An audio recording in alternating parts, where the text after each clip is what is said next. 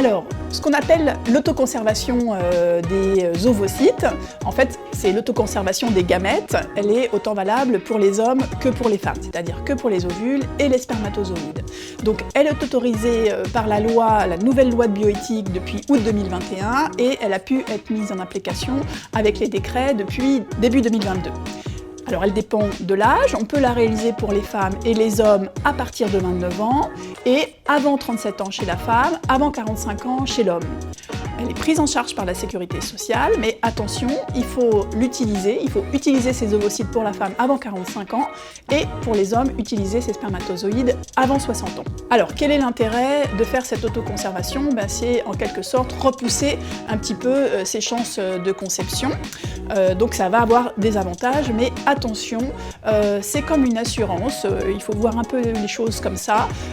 Vous allez prendre une assurance et le plus souvent cette assurance en fait elle va vous servir à rien. C'est-à-dire que vous aurez fait un effort, parce que l'autoconservation des ovocytes c'est quand même un certain effort, c'est un traitement médical, et vous n'aurez pas besoin de ces ovocytes, et ce serait bien ce qu'on voit, il y a à peu près 5 à 10% de réutilisation des ovocytes. Ça c'est la première chose. Donc c'est une assurance que le plus souvent on n'utilise pas.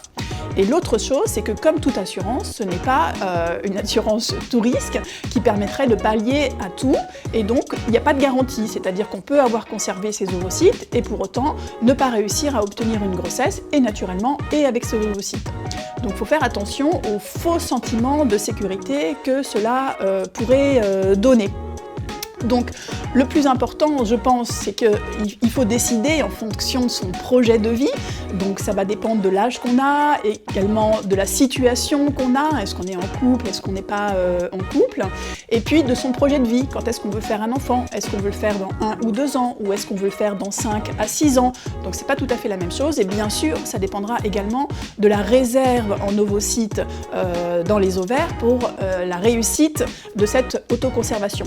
Donc l'idéal, c'est de se poser la question, je dirais, dans la trentaine, savoir se réinterroger si à ce moment-là, on se dit que c'est pas utile, je pense, avant 35 ans. Et le mieux, c'est de le faire auprès d'un spécialiste qui connaît très très bien ces problématiques et qui saura vous conseiller au mieux dans votre choix.